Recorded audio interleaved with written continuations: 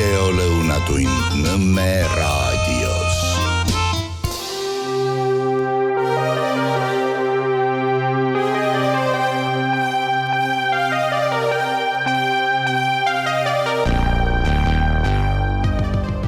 Tere hea ja mõtlev Nõmme raadio kuulaja, vaataja.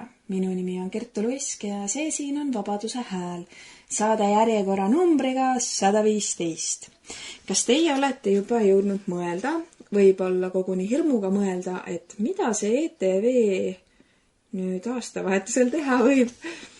Minul on paar korda peast see mõte läbi käinud, kas nad nüüd mõtlevad, saavad aru, et isegi kui me kõik muu aeg ajame mingit väga puhast, soliidset asja ja märgatakse ainult seda, kui me teeme mingeid rõvedusi või promome läbivalt teatud ideoloogiat, kui me levitame sotsiaalmeedias pilte, kus pildil juhuslikult mitte ühtegi heteroinimest ei ole, ei tea, et anname neile siis selle aastavahetuse, kus me teeme midagi viisakamat. Aga nii võibki olla, et tegelikult kõik on väga hästi, aga meile, nendele hädaldajatele jääb silma ainult see, mis on halb.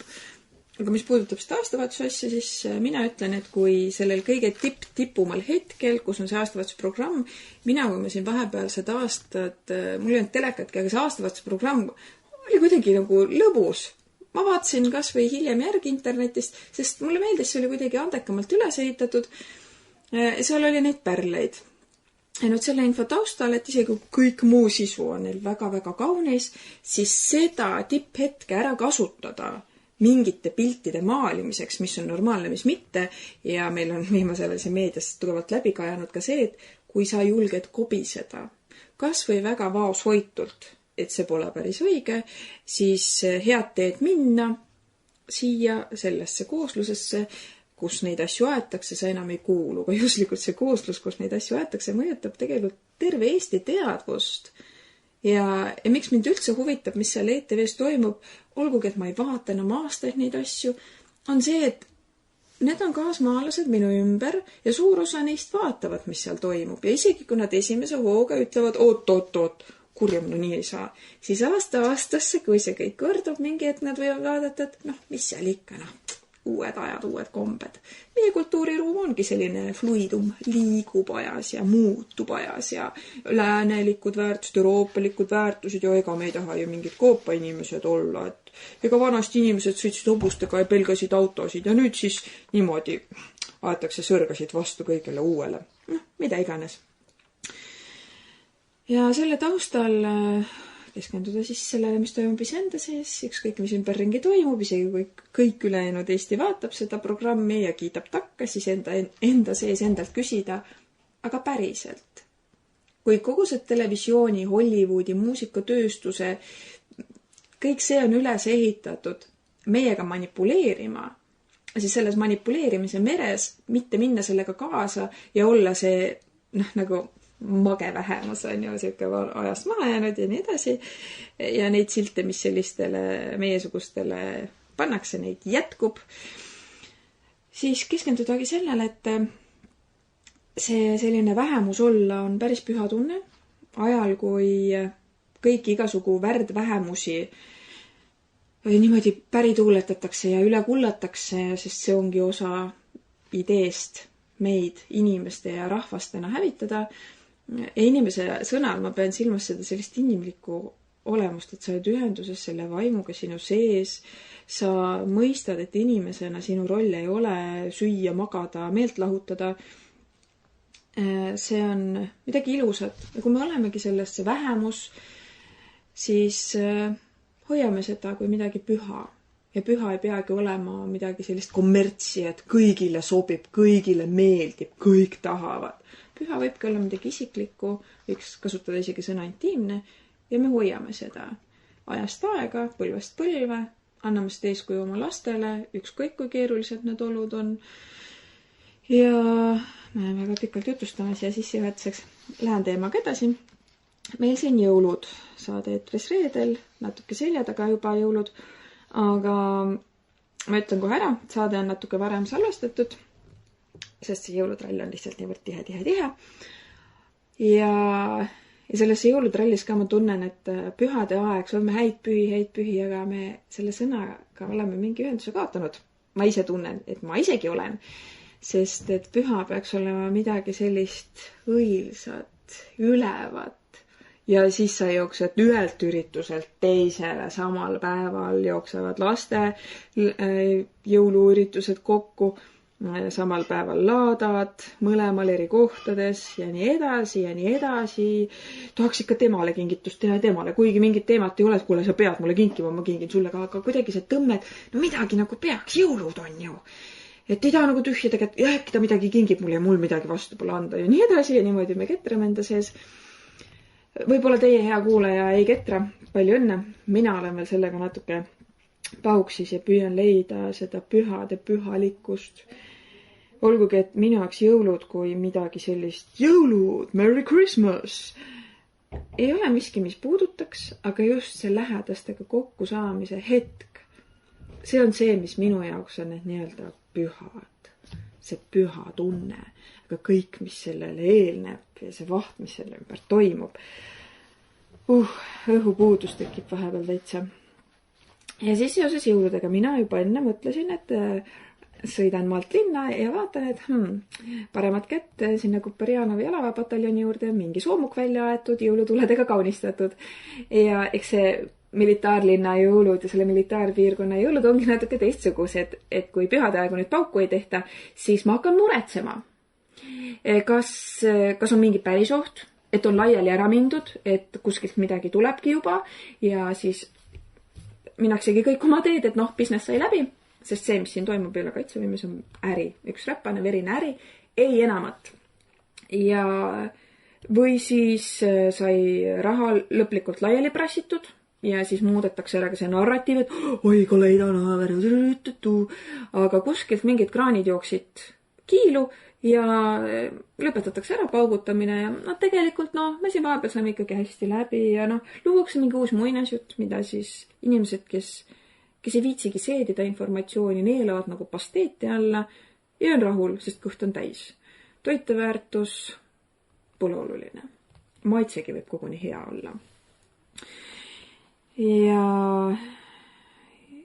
praegu pühade eel, kuidas on treitud neid uudiseid ja postitusi, et raha põleb ja kaitsevõime paraneb, 3,4 kilomeetrit tankitõrjekraavi, kokku on plaanis 40 kilomeetrit kraave, punkreid pannakse püsti siis lähikuudel 23, kokku on plaanis 600 tükki.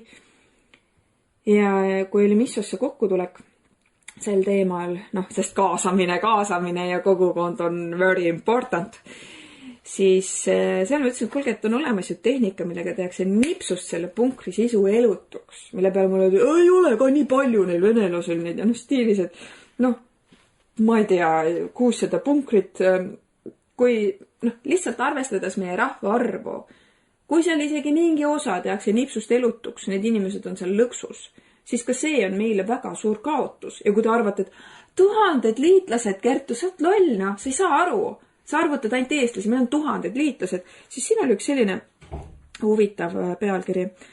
Delfi sõjandus, selline rubriik. Sõdivad siis, kui tahavad. Miks otsustas Ukraina likvideerida kuulsad rahvusvahelised leegionid? Sest sõdivad siis, kui tahavad. Kas te arvate, et need, kes siia meile on toodud liitlasväelistena, nemad nagu tahavad ja mina ütleks, et nende kohta see isegi ei kehti, sest nad pigem üldse ei taha. Nende jaoks on see selline elukutse, kus sa roteerud ja pidutsed. Üks õhtu oled siin poodi ja mingi must kui öö taarub tee ääres niimoodi. Näoga autotee suunal, päris lähedal autoteele. Ma ütlen ausalt, mina ta turvalisuse pärast ei muretsenud. Olen lihtsalt kohati selline halb inimene. Ja midagi ta seal pobises, näha, et ta on kuskil omadega ära. Teine sama must oli seal samas tatuusalongis siruli, talle tehti mingit ihukaunistus, teise käega laapas telefoni ja see on meie kaitsevõime. Tulge vaadake kaubanduskeskuses, millised need inimesed on. Suvel randa, käige söögikohtades, vaadake ringi. Kui läheb asjaks, kas nendes on seda asjalikkust, et nüüd nad seisavad selle maa eest. Ma arvan, et need on veel hullem variant, kui need sõdivad siis, kui tahavad. Ma arvan, need ei taha siin üldse sõdida. Neile isegi võib-olla on öeldud, et chillax. praegu siin on niimoodi on ju, jah, venelane midagi teeb, aga ega siin päris asjaks ei lähe, see on meil NATO selline business mudel, et lihtsalt teie saate raha, meie saame raha ja mis tööle tahad minna või? Okei, võib-olla ma praegu võimendasin üle, aga ma arvan, et tegelikkusest ma väga palju mööda ka ei pannud. Ja on öeldud, et 2027. aasta lõpuks on siis see valmis, need kraavid, punkrid, et me ootame siis 2027. aasta lõpuni. Ja senikaua tuleb hoida Ukrainas sõda käimas, sest kui seal saab läbi, venelane tuleb otse siia. Nii, on selline jõuludeaegne saade, aga Kertu räägib ikka oma mingit Ukraina ja sõjajuttu. Aga midagi pole teha. Ma lihtsalt olen sellest väga häiritud, sest see kõik toimub minu kodupaigas.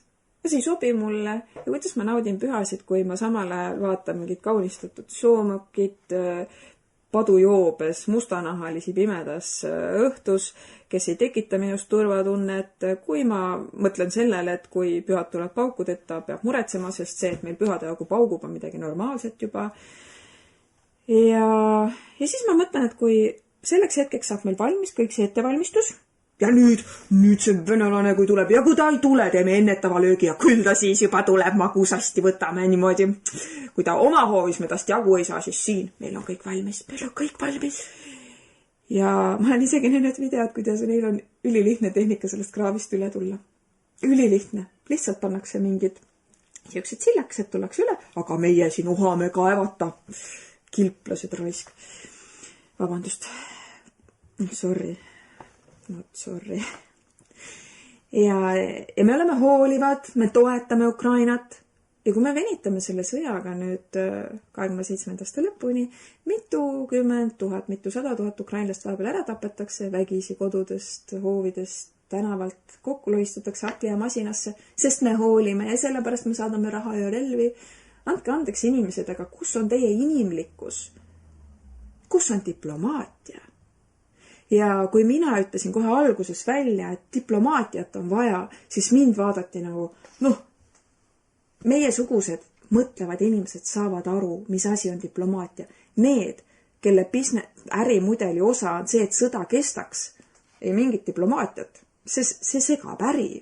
Sest kui tõesti saavutame mingi rahuliku vee siin asjas, siis päris palju miljardit jääb läbi lüpsmata ja endal ka siis nagu ei jää sõrmed rasvaseks ja nii sobi. Ja juba sellepärast siin asi ei rahune, et kui te vaatate näiteks Pevkurit, ta on nii õhku täis. Kui talt võtta ära praegu ja siis me oleme nii võimsad ja nägedad ja sõda, suur oht, suur hirm on. Kartke, makske ja kartke. Makske ennast surnuks kas või, aga venelase me võidame. Kui temalt nüüd ära võtta see positsioon, see roll, see õhk, mis on loodud, ta on lihtsalt tühi kott, mis kukub kokku. Ja kas ta inimesena suudaks sellega toime tulla? Mina näen temast nii piisavalt pisikest inimest, et ta ei tuleks sellega toime. Ja puht selle nimel ta oma isiklikust hirmust teeb endast kõik, et see jura kestaks. See, et inimesed surma saavad. Ja siin, kes toovad välja, et aga venelasi saab ka siis surma, kui ukrainlasi saab surma. Ma jälle küsin, kus on teie inimlikkus? Kui me suhtuksimegi toimuvasse nii, et inimene inimesena, kas keegi tahab kedagi lihtsalt heast peast ära tappa või on siin ka kulutatud miljoneid selleks, et meid lihtsalt nii kaugele manipuleerida, et me arvaks, et kedagi ära tappa on okei. Ja ma tunnistan, et just ütlesin, et mina ei muretsenud selle mustanahalise heaolu pärast, sest ma näen neid täiesti tolgustena ja nad on pigem oht meile kui kaitse, siis on ka see tunne, et aga ta on ju inimene. Aga mingist hetkest ma arvan, et inimesed kuidagi minetavad selle inimlikkuse nii ära, et võibki öelda, et aga siis on õigustatud. Ja selles plaanis ongi keeruline, sest suur hulk inimesi ongi inimlikkuse juba minetanud ja nad on meile ohuks muutunud ja meil tuleb ennast nendest kaitsta. Aga ka selles kohas me peame keskenduma sellele, mis on mõistlik. See vastus võib olla keeruline, see ei ole see, et tapame, kuni on hästi, sõda rahu nimel. See võib olla midagi hoopis komplitseeritumat ja see võib võtta aega, sest nipsust me neid inimesi tagasi ei programmeeri inimlikkusele. Ja. Aga nüüd siis veel ühe ajupesu juurde. Ringkonnakohus otsustas. Nursipalu harjutusvälja laiendamisel on kaalul Eesti iseseisvus See on siis Postimehe pealkiri ja see loob illusiooni, kuidas ringkonnakohus otsustaski, et Nursipalu harjutusvälja laiendamisel on kaalul Eesti iseseisvus, ehk siis on otsustatud, laiendus tuleb, nagu see oleks kõik, mida see otsus siis sisaldab. Ja siis pilt juures, kuidas on tossav militaarmasin kauni metsa taustal. USA Bradley lahingumasinate laskmisharjutused Nursipalust tänavu 17. septembril, nagu midagi täiesti normaalset. Meil on võõrväed sees. Neil ei kehti meie jurisdiktsioon, kohtus jah, me saame venitada, leevendada seda kahju. Kas kohus saab lõpuks üldse otsustada okupantide kahjuks? Ma ei tea, mina täna jälgin juba kõike toimuvat sellise sportliku huviga. Mis saab? Kuidas see kohtuotsus lõpuks tuleb? Praegu on asi siis tagasi põrgatatud, kohe ütlen. 19. detsembril tuli siis otsus. Tallinna ringkonnakohus saatis Nursipalu harjutusvälja laiendamise vaidluse tagasi halduskohtule uueks arutamiseks. Ja miks? Ringkonnakohus leidis, et halduskohus kontrollis oma otsuses sisuliselt üksnes seda, kas valitsuse korraldused vastasid relvaseadusele, kuid jättis hindamata mitmed kaebajate teised olulised väited ja küsimused. Ringkonnakohus märkis, et praeguses etapis oleks ennatlik asuda põhiseaduslikkuse küsimusi lahendama enne, kui on selgelt hinnatud kaebajate õiguste riive ja väited. Neid küsimusi ise esimesena sisuliselt läbi vaatama, et tagada 3-astmelise kohtusüsteemi toimimine ning menetlusosaliste edasikaeba õiguse täielik kasutamine. Seetõttu saadeti asi uueks arutamiseks tagasi halduskohtule. Ehk otsus on jõustumata ning selle peale võib esitada kassatsioonikaebuse Riigikohtule. Aga siin see pealkiri Nursipalu harjutusvälja laiendamisel on kaalul Eesti iseseisvus, ülejäänud Eesti, nüüd vaadake vihaga neid, kes on vastu meie kaitsevõimele. Aga ma hakkasin ise üks päev siin mõtlema, kui ma oleksin päriselt venemeelne, kui ma päriselt tahaks, et venelasel oleks kerge tulla, siis ma teeks täpselt seda, mida teeb meie tänane valitsus, omavalitsused, muud nupukesed, ma provotseeriks, ma õõnestaks kohalikku majandust, ma häiriks kohaliku inimese kaitsetahet, kui meil kodutunnet rüvetatakse sellisel moel, nagu meie igasugune tegelased siin teevad, on see Kaitseministeerium, Riigi Kaitseinvesteeringute Keskus, Keskkonnaamet, Terviseamet isegi, kui ignoreeritakse inimeste terviseprobleemide olemasolu, öeldakse, et militaarvärk, kannatage ära, kaitsevõime. Siis see on täpselt see, mida mina teeks, et nõrgestada ühte riiki, pluss kogu see homopropaganda, sest ilmselgelt selle tegelik eesmärk on vähendada meie rahvaarvu, mõelda, et aga tehakse seadusi muudkui selles suunas, et nad saaksid endale lapsendada. Ja teate, need lapsendatavad lapsed ka mingi hetk saavad otsa, kui sündivus meil selline on ja on meie seas palju neid, kellel on raha endale last osta. Väga mitte. Ja kui uurida, kui lihtne või kerge on tänases Eestis endale last lapsendada, siis need tingimused on kaunis keeruliseks tehtud. Ja ma arvan, et need geid, kes kujutavad ette, et neil on kohutavalt pärituult, nüüd luuakse läbi nende pärast muretsemise, siis te olete lihtsalt vahend selles eesmärgis, kus siht ongi kohalikud välja juurutada, rahvaarv viia nii madalaks, et eestlane kui selline ei olekski enam elujõuline, ei oleks elujõudu hakata vastu sissetulijatele ja nende maailma vaatele või selle puudumisele. Tabasin ennast ka sellest kohast, et kui ma käin metsas, ma alati korjan prügi. Elukaasne on öelnud mu kohta prükkar korduvalt. Aga niimoodi naljaga on öelnud mitte vihaga ja siis ma kannatan selle ära. Ja kui ma varem isegi linnas korjasin seda prahti, siis tänaseks päevaks mulle tundub, et see lagastajate osakaal on nii tõusnud. Ma enam ei võta linnas alati prügi üles. Ma lihtsalt tunnen, et minu jaoks mingi kaalukauss on kuidagi ära pööranud ja järgmine hetk ma lihtsalt olengi prükkar, tain ringi ja muudku korjan. Mingi piir on nagu ületatud. Ja kas me suudame siit tagasi minna, et kohalikku meelsust, kohalikku inimest oleks nii palju, et oleks see oma kodulinna tunne tagasi? Ma ei tea. Heakene küll ma seda lugu ei jaga. Kuidas, selle vabandust, selline peas hakkas üks lugu ennast jagama, aga ei. Nii, jätkan. Ja nüüd olengi olukorras, kus kodupaiga kaitsmise ja seismise vastu kasutatakse, ma arvan, et see on juba eos välja mõeldud taktika, et kui sa päriselt seisad selle piirkonna eest, ei lähe mingite ärihuvidega või töökohaalaselt kuidagi, et sind edutatakse, ole nüüd siuke nagu meie, nii nagu sulle kuskilt väljast poolt öeldakse, see on juba eos ilmselt valmis mõeldud, kuidas siis meiesuguseid maha tõmmata, maha teha. Ja kuidas sellest üle olla? Ongi see samune, et ma võin olla see vähemus, aga mul on see enesega kontakt ja seda ei võta ära mitte keegi. Mitte keegi. Ükskõik kui suur kampaania käima pannakse ja siin on viimasel ajal paar olukorda, kus mul on terve port sõbrakutseid ja minul on jälle siuke, et mingi artikkel on kuskil või? Nagu mis toimub? Kust need sõbrakutseid jälle tulevad? Aga ei ole artiklit olnud.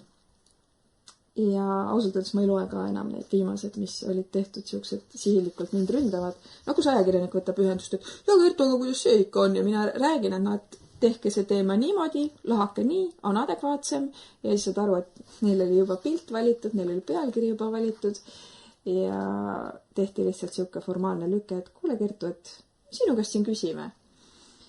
Ja mis see oli ikka? Et ma ära ei unustaks tegelikult tänase saate siuke läbiv teema, läbiv mõte minu jaoks oli see, et väga paljud inimesed on sisse möllitud sellesse süsteemi, struktuuri, mis väga hästi toimib, sest raha, võim, seadusetuse tunne, seadused on sellele pööblile ju. Ja selle sees võib hakata kuskilt hõõruma. Ja siis võib tekkida hirm. Aga kui ma astun nüüd sellelt päritule reelt maha, mis must saab? Mind tühistatakse. Ma olen aastakümneid võib-olla tegelenud enda ülesehitamisega ja see lihtsalt nullitakse ära. Kas või selleks, et teistele näidata, et proovi ainult köhida, proovi ainult komistada. Ja sa mitte ei kuku, vaid me lööme su maha. Niimoodi piltlikus mõttes. Ja kui te olete selle sees ja tunnete hirmu, et ma ei suuda sellest välja astuda, hirm takistab mind, mis saab sissetulekust, mis saab mu perest, mul on vastutus oma pere ees, oma lähedaste ees, siis jääge sinna süsteemi sisse. Ja kui siin on öeldud, et meeleparandus, inimesed, kes minu arvast vist ei saa lõpuni aru, mis see tähendab. Õigemini ma näen, et neil ei ole seda peeglihetke, kus nad mõtleks kaasa, mida see sisuliselt tähendab. See on siuke nagu, teile siia helmeid, nagu klaashelmeid siis juhmidele, et võtke need klaashelmeid ja andke oma usaldus. Igastahes see meeleparanduse punkt on see, kus sa tunnistadki endale, et aga mina ka sel hetkel, ma ei hoolinud sellest inimesest. Ma vaatasin teda kui mingit roteeruvat sõjaäri osa ja las ta taarub seal tee ääres siis edasi. Ma vaatan endale otsa ja tunnistan, et ma ei ole sel hetkel tegelikult hea inimene. Hea inimesena ma oleksin sealt politsei pidanud kutsuma, aga tekkis ka see tunne, et jah, tere, mina Kertu Luisk siin mingid niimoodi. See on ju see, sellel on kogu aeg mingi häda nendega. Jääkene küll, ma lähen oma mõttekäiguga edasi. Ja see meeleparandus, miks sellel meeleparandusele on meil nii pikk maa, on see samune meelte lahutamine, meelelahutus. Ja ma arvan, et üks asi, mida me võiksime endale kinkida, on see, et me paneme enda telefonidele piirangu, kui palju me viibime selles seadmes, mille ülesanne ongi meiega manipuleerida. Meid tõmmata ära sellelt, mis on päriselt oluline, mis päriselt tahab meie seest esile tulla. See on nii peen värk ja praegu ma olen avastanud, et mul isegi ei saa see tund aega täis. Tuleb teavitus, 10 minutit on meil alles ja siis ma mõtlen,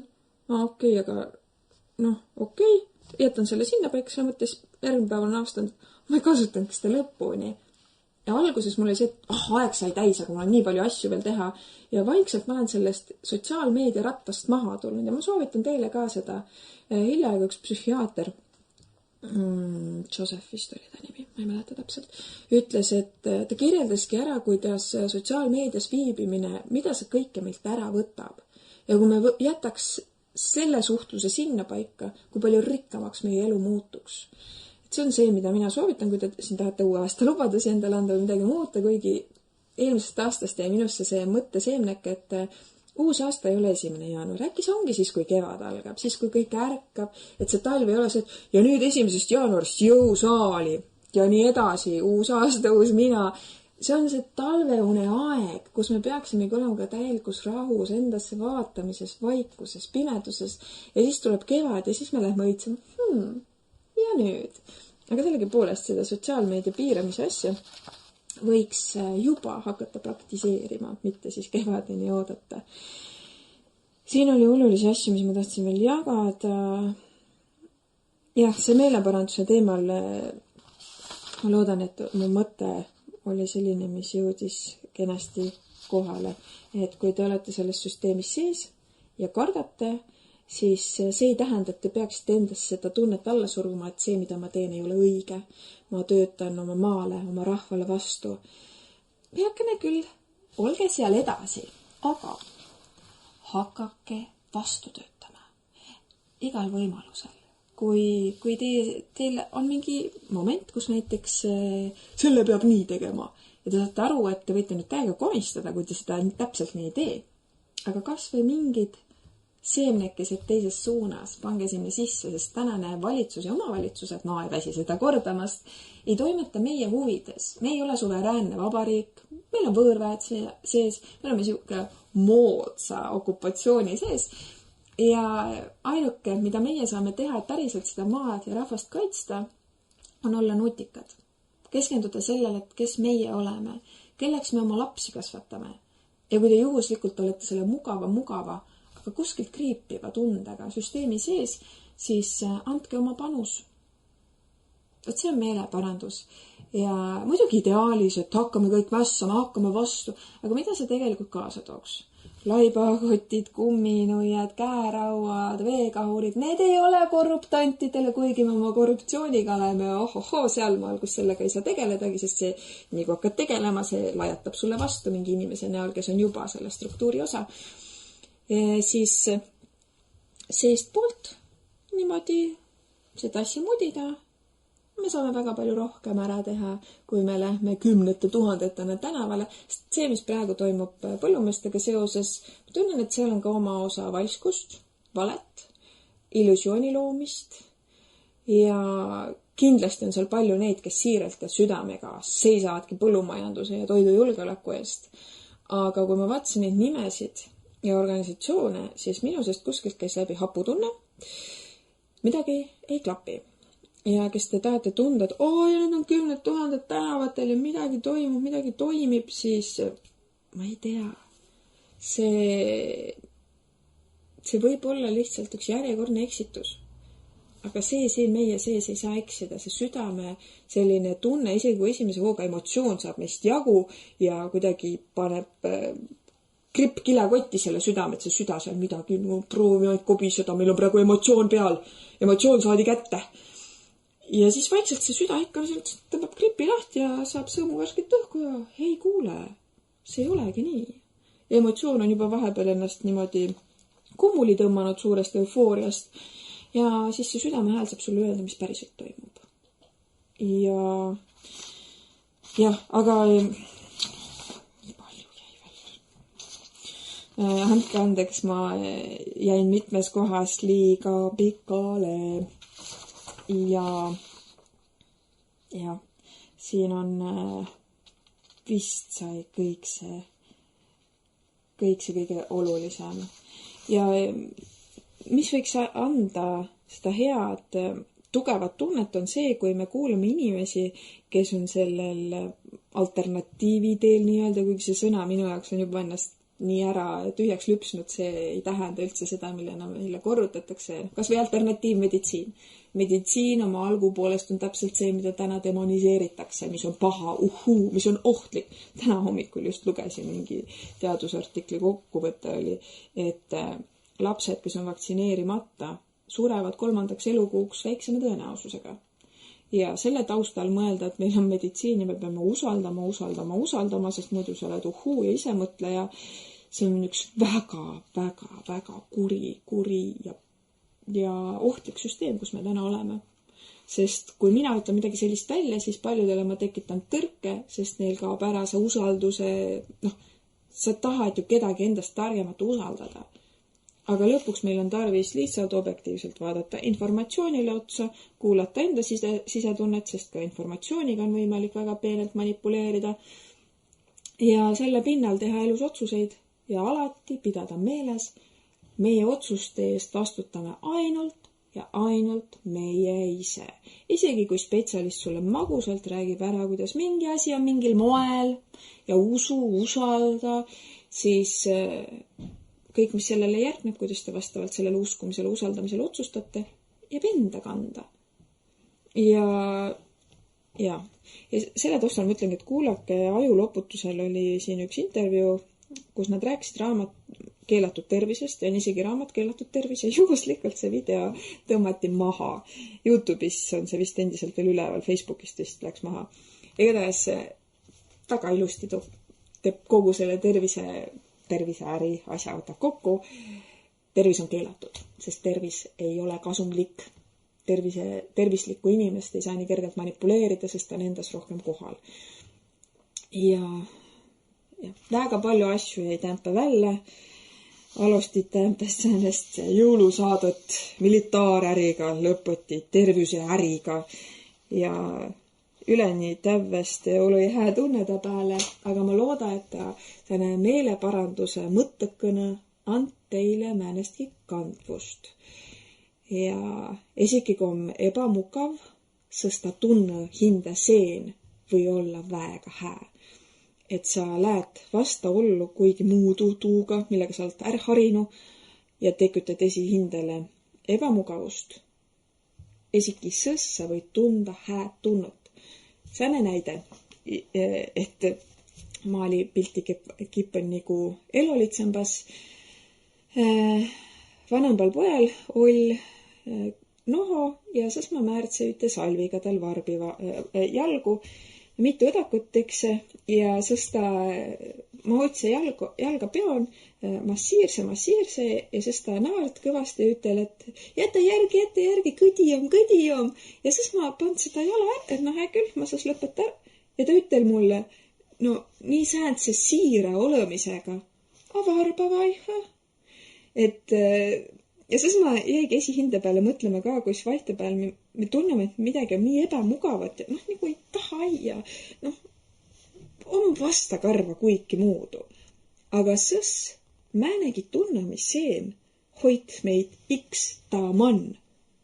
Olkugi, et on sääne vastikult kõdi. Aga varba vaiha. No, sest ma teksena varba vaiha ka ja mõtle esihinde peale, et kus ta olukord peegelt mulle esihinnast, kus vahtepeal üldse ei taha ebamukav, nii palju häda ja vaiva.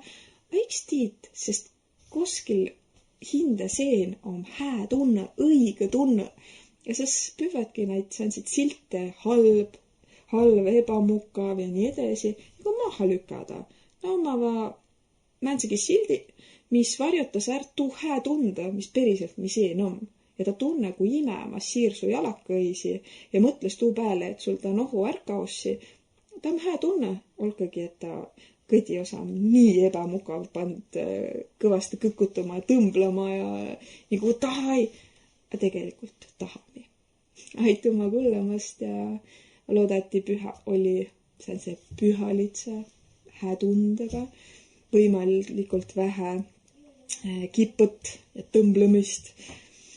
Ma esitun, et jõulumaa sooritan nii hästi taad rahulikku osa, aga vähempalt ma olen hindele teed andnud, et võinud parempähe, võinud rahulikumbalt ja eks ma järgmitse püvägi parempähe. Aituma ja kõike hääd teile!